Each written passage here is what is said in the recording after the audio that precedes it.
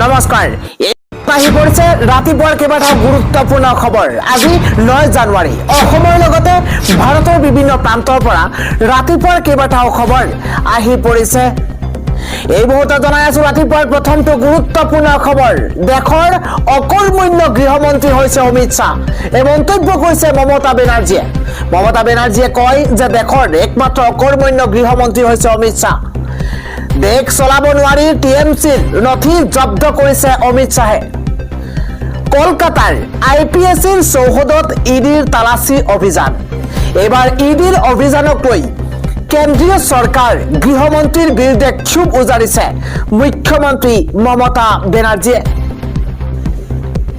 তালাচীৰ নামত দলৰ গুৰুত্বপূৰ্ণ নথিপত্ৰ জব্দৰ অভিযোগ উত্থাপন কৰিছে মুখ্যমন্ত্ৰী মমতা বেনাৰ্জীয়ে পৰৱৰ্তী খবৰটো হৈছে মিত্ৰজোঁটত আৰু নচলে অগপৰ চৰ্ত এবাৰ বিজেপিয়ে নিৰ্ধাৰণ কৰিব অগপৰ সমষ্টি শিপা বিচাৰি গৈ ছিন্নমূল হোৱাৰ পথত এবাৰ অগপ অতুল বৰাই চেঁচা পানী দাঢ়িলে তৃণমূল কৰ্মীৰ আঘাত দুবাৰকৈ ৰাজ্য শাসন কৰা অগপৰ চৰম দুৰ্গতি পৰাঙৰ খবৰ ভোট চুৰিৰ বিৰুদ্ধে আজি দিছপুৰ থানাত এফআইআৰ দাখিল কৰিব বিৰোধীয়ে বিজেপিৰ সৈতে নিৰ্বাচন আয়োগ মিলিত হৈ থকাৰ অভিযোগ উত্থাপন কৰিছে বিৰোধীয়ে আন এটা খবৰ হৈছে জাতি মাটি বচাওক মামা মামীৰ পৰা ভোট বচাওক হিমন্ত বিশ্ব শৰ্মা অশোক সিংহালৰ পৰা শিৱসাগৰত সংবাদমেল সম্বোধন কৰি এইদৰেই ডাঙৰ মন্তব্য কৰিছে এপিচিচিৰ সভাপতি গৌৰৱ গগৈয়ে আন এটা খবৰ হৈছে ভাৰত চীনক টাৰ্গেট এইবাৰ ডনাল্ড ট্ৰাম্পৰ চাকৰি হেৰুৱাব পাৰে লাখ লাখ ভাৰতীয়ই ডাঙৰ খবৰ এই মুহূৰ্তত জনোৱাৰ চেষ্টা কৰিছো সমগ্ৰ বিশ্বতে সন্ত্ৰাস চলোৱা ট্ৰাম্পৰ টাৰ্গেট এইবাৰ ভাৰত এখন বিধেয়কে চিন্তিত কৰিছে ভাৰতক গুৰুত্বপূৰ্ণ খবৰ ট্ৰাম্পৰ বাবে মুকলি ক্ষমা কৰিব ট্ৰাম্পৰ বাবে চাকৰি হেৰুৱাব পাৰে লাখ লাখ ভাৰতীয়ই ভাৰতৰ বিৰুদ্ধে কঠোৰ পদক্ষেপ আমেৰিকাৰ ডাঙৰ খবৰ 500% শুল্ক বৃদ্ধিৰ সিদ্ধান্তত চিলমোহৰ মৰা হৈছে ৰাছিয়াৰ পৰা তেল ক্ৰয় কৰাক লৈ শূন্য হৈ পৰিছে ডনাল্ড ট্ৰাম্প এই মুহূৰ্তত অত্যন্ত গুৰুত্বপূৰ্ণ খবৰ চীন ব্ৰাজিল আদি ৰাষ্ট্ৰলৈও ভাবুকি ডনাল্ড ট্ৰাম্পৰ ৰাছিয়াৰ বিৰুদ্ধে নিষেধাজ্ঞা বিধেয়ক 2025ত অনুমোদন জনোৱা হৈছে ট্ৰাম্পে সহি কৰিলে বহু বিতৰ্কিত বিধেয়কখন আইনত পৰিণত হলেই বিপদ নিশ্চিত ভাৰতৰ ৰপ্তানি বাণিজ্যত পৰিব ব্যাপক প্ৰভাৱ দেউলীয়া হৈ পৰিব পাৰে বহু কোম্পানী গুৰুত্বপূৰ্ণ খবৰ চাকৰি হেৰুৱাব ঔষধ বস্ত্ৰ কোম্পানীত কৰ্মৰত কৰ্মচাৰীয়ে আমেৰিকালৈ ৰপ্তানি কৰা ভাৰতীয় সামগ্ৰীত বলবৎ হ'ব অত্যাধিক শুল্ক 500% পৰ্যন্ত শুল্ক বলবৎ কৰিব পাৰিব আমেৰিকাই অহা সপ্তাহত মাৰ্কিন সংসদত বিধেয়কখনক লৈ অনুষ্ঠিত হ'ব ভোট ভাৰতৰ লগতে চীন ব্ৰাজিল আদি ৰাষ্ট্ৰলৈও ভাবুকি ডনাল্ড ট্ৰাম্পৰ ৰাছিয়াৰ পৰা তেল ক্ৰয় কৰাটো নিবিচাৰে আমেৰিকাৰ মতে ৰাছিয়াক সকলোৱে এঘৰীয়া কৰিব লাগে তেল ক্ৰয় নকৰি ৰাছিয়াক অৰ্থনৈতিকভাৱে দুৰ্বল কৰিব লাগে সেই কাৰণেই প্ৰস্তাৱ কৰিছে ৰাছিয়াৰ বিৰুদ্ধে নিষেধাজ্ঞা বিধেয়ক ইউক্ৰেইনৰ বিৰুদ্ধে যুদ্ধ কৰাৰ বাবে ৰাছিয়াক এঘৰীয়া কৰাৰ সিদ্ধান্ত গ্ৰহণ কৰা হৈছে আমেৰিকাৰ সিদ্ধান্তৰ প্ৰতি ইতিমধ্যে সঁহাৰি জনাইছে বহু ৰাষ্ট্ৰই ৰাছিয়াৰ পৰা তেল ক্ৰয় কৰা সম্পূৰ্ণৰূপে বন্ধ কৰিছে বহু ৰাষ্ট্ৰই কিন্তু দেশখনৰ পৰা সৰ্বাধিক তেল ক্ৰয় কৰি আহিছে ভাৰতে কম দামত ৰাছিয়াই তেল বিক্ৰী কৰাৰ সুবিধা লৈ আহিছে ভাৰতে আমেৰিকাৰ মতে এই কাৰ্যৰ জৰিয়তে অপৰাধ কৰিছে ভাৰতে পৰোক্ষভাৱে ভাৰতে ইউক্ৰেইনৰ বিৰুদ্ধে যুদ্ধ কৰাৰ অভিযোগ উত্থাপন হৈছে একে অভিযোগ ৰাছিয়ান তেল ক্ৰয় কৰা দেশ ব্ৰাজিল চীনৰ বিৰুদ্ধে সমগ্ৰ ভাৰতে সন্ত্ৰাস চলোৱা ট্ৰাম্পৰ টাৰ্গেট এইবাৰ ভাৰত আন এটা খবৰ হৈছে আমাৰ 1 নম্বৰ গ্যাৰান্টি আমি জুবিন গাৰ্গক ন্যায় প্ৰদান কৰিম জুবিন গাৰ্গৰ মৃত্যুৰ চাৰ্জশ্বিট নতুনকৈ বনোৱা হ'ব চাৰ্জশ্বিটৰ দ্বিতীয় তৃতীয় খণ্ড প্ৰকাশ কৰিম 20টা বৃহৎ গ্যাৰান্টিৰে নিৰ্বাচনী ইস্তেহাৰ প্ৰকাশ ৰাইজৰ দলৰ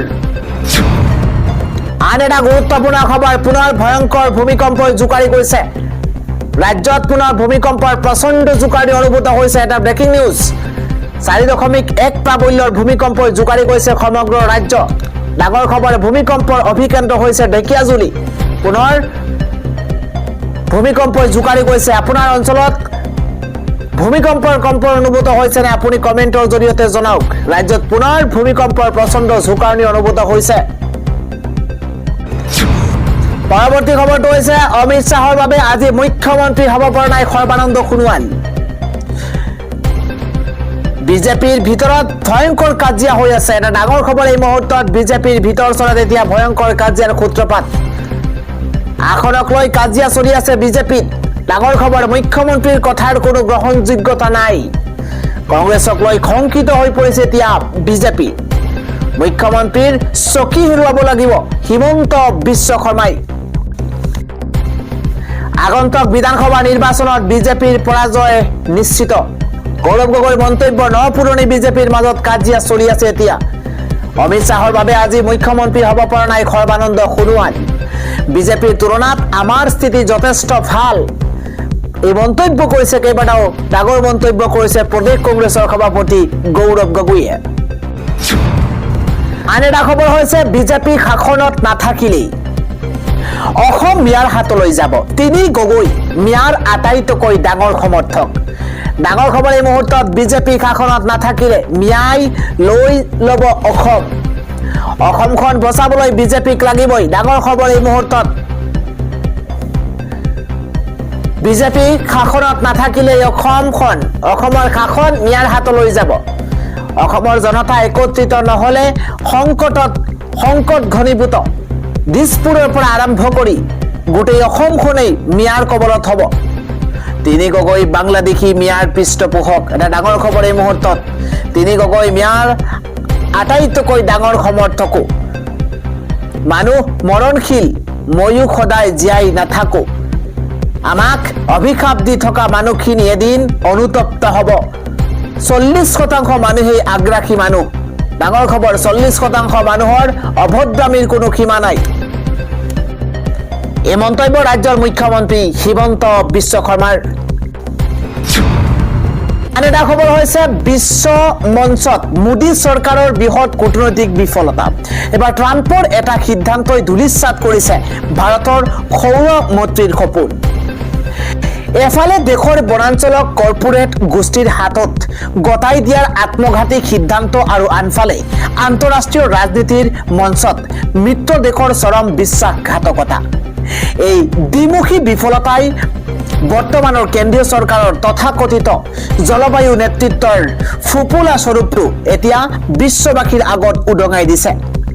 আমেৰিকা যুক্তৰাষ্ট্ৰৰ ৰাষ্ট্ৰপতি ডনাল্ড ট্ৰাম্পৰ শেহতীয়া এক ঘোষণাই সমগ্ৰ বিশ্বৰ লগতে ভাৰতৰ কূটনৈতিক মহলত তীব্ৰ জোকাৰণিৰ সৃষ্টি কৰিছে। আন্তঃৰাষ্ট্ৰীয় প্ৰতিষ্ঠানসমূহৰ পৰা আমেৰিকাক আঁতৰাই অনাৰ এক ব্যাপক প্ৰক্ৰিয়াৰ অংশ হিচাপে ট্ৰাম্প প্ৰশাসনে প্ৰধানমন্ত্ৰী নৰেন্দ্ৰ মোদীৰ সপোনৰ প্ৰকল্প আন্তঃৰাষ্ট্ৰীয় সৌৰ মৈত্ৰী চমুকৈ ISA ত্যাগ কৰাৰ সিদ্ধান্ত লৈছে। কেৱল সিমানেই নহয়, ৰাষ্ট্ৰসংঘৰ জলবায়ু পৰিৱৰ্তনৰ ফ্ৰেমৱৰ্ক কনভেনশ্যনৰ দৰে গুৰুত্বপূৰ্ণ চুক্তিৰ পৰাও আমেৰিকাই নিজকে প্ৰত্যাহাৰ কৰি মোদী চৰকাৰৰ গোলকীয় ৰাজনৈতিক এক তীব্ৰ প্ৰত্যাহ্বান জনাইছে। যি সময়ত কেন্দ্ৰীয় চৰকাৰে দেশৰ ভিতৰত বন সংৰক্ষণ আইন শিথিল কৰি পুঁজিপতিৰ স্বাৰ্থ সুৰক্ষিত কৰাত ব্যস্ত, সেই একে সময়তে আন্তঃৰাষ্ট্ৰীয় মঞ্চত ভাৰতৰ গুৰুত্বহীনতাই চৰকাৰখনৰ বৈদেশিক নীতিৰ চৰম বিফলতাকে প্ৰতিপন্ন কৰিছে। প্ৰধানমন্ত্ৰী নৰেন্দ্ৰ মোদীয়ে যিকেইখন দেশক সূৰ্যপুত্ৰ আখ্যা দি 2015 চনত বৃহৎ ঘোষণাৰে আন্তঃৰাষ্ট্ৰীয় সৌৰ মৈত্ৰী চমুকৈ ISA গঠন কৰিছিল, আমেৰিকাৰ ৰাষ্ট্ৰপতি ডনাল্ড ট্ৰাম্পে সেই সংস্থাক এতিয়া আমেৰিকাৰ বাবে এক হাইব্ৰিড থ্ৰেট বা সংকৰ ভাবুকি বুলি অভিহিত কৰিছে। আমেৰিকা যুক্তৰাষ্ট্ৰই এই সংস্থাৰ লগতে ৰাষ্ট্ৰসংঘৰ জলবায়ু সম্পৰ্কীয় সন্ধি আৰু 66টা আন্তঃৰাষ্ট্ৰীয় সংস্থাৰ পৰা নিজকে প্ৰত্যাহাৰ কৰাৰ সিদ্ধান্ত গ্ৰহণ কৰিছে। খবৰ হৈছে 4 সমষ্টিৰ বিজেপিৰ প্ৰাৰ্থী ঘোষণা মুখ্যমন্ত্ৰী হিমন্ত বিশ্ব শৰ্মাৰ ঘোষণা হ'ল 4 সমষ্টিৰ বিজেপিৰ প্ৰাৰ্থীৰ নাম ডাঙৰ খবৰ এই মুহূৰ্তত মুখ্যমন্ত্ৰী আনুষ্ঠানিকভাৱে ঘোষণা কৰিলে 4 সমষ্টিৰ প্ৰাৰ্থীৰ নাম ৰাজ্যজুৰি চৰ্চাত 4টা সমষ্টি এবাৰ নিৰ্বাচনৰ দিন ঘোষণাৰ পূৰ্বে 4 সমষ্টিৰ প্ৰাৰ্থীৰ নাম ঘোষণা নিৰ্বাচনৰ দিন ঘোষণাৰ পূৰ্বে 4 সমষ্টিৰ প্ৰাৰ্থীৰ নাম ঘোষণা কৰা হৈছে সৰুপথাৰ ঢকুৱাখনা লখিমপুৰ নগাঁও সমষ্টিৰ প্ৰাৰ্থীৰ নাম ঘোষণা কৰা হৈছে 4 সমষ্টিত কোনে পাব বিজেপি টিকট 4 সমষ্টিত কাৰ কপাল ফুলিব মুখ্যমন্ত্ৰী হিমন্ত বিশ্ব শৰ্মাই দিছে তাৰ গ্ৰীণ সিগনেল সৰুপথাৰ সমষ্টিত বিজেপিৰ প্ৰাৰ্থী হ'ব বিশ্বজিৎ ফুকন ইফালে বৰ্তমান সৰুপথাৰ সমষ্টিত বিধায়ক হৈ আছে বিশ্বজিৎ ফুকন টিকট কথা নাযায় বিশ্বজিৎ ফুকনৰ লখিমপুৰ সমষ্টিত বিজেপিৰ প্ৰাৰ্থী হ'ব মানৱ ডেকা টিকট কৰ্তন নহয় মানৱ ডেকাৰ ঢকুৱাখনা সমষ্টিত বিজেপিৰ প্ৰাৰ্থী প্ৰক্ষেপিত প্ৰাৰ্থী হ'ব নৱ দলে বৰ্তমানৰ নগাঁৱৰ বিধায়ক ৰূপক শৰ্মা 4 বিধায়কৰ ৰিপৰ্ট কাৰ্ডক লৈ সন্তুষ্ট মুখ্যমন্ত্ৰী হিমন্ত বিশ্ব শৰ্মা মুখ্যমন্ত্ৰীগৰাকীৰ মন্তব্য মই যি কওঁ স্পষ্টকৈ কওঁ প্ৰাৰ্থীৰ হিন্ট দিয়াটো মোৰ স্বভাৱ নহয় মই যি কওঁ মুকলিকৈ কওঁ এই মন্তব্য ৰাজ্যৰ মুখ্যমন্ত্ৰী হিমন্ত বিশ্ব শৰ্মাৰ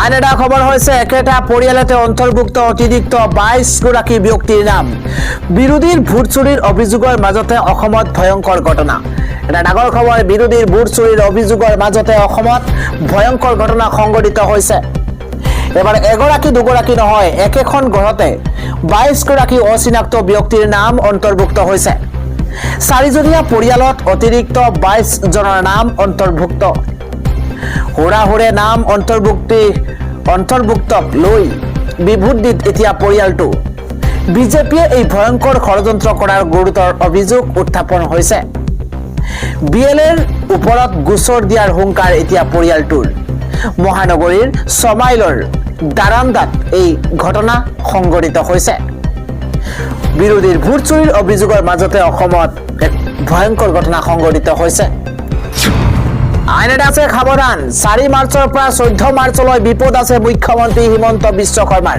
আকস্মিক দুৰ্ঘটনাৰ অথবা অজ্ঞাত আঘাতৰ লক্ষ্য হ'ব পাৰে হিমন্ত বিশ্ব শৰ্মা এই ভৱিষ্যতবাণী দিছে তেজপুৰৰ জ্যোতিষী দিব্যজ্যোতি শইকীয়াই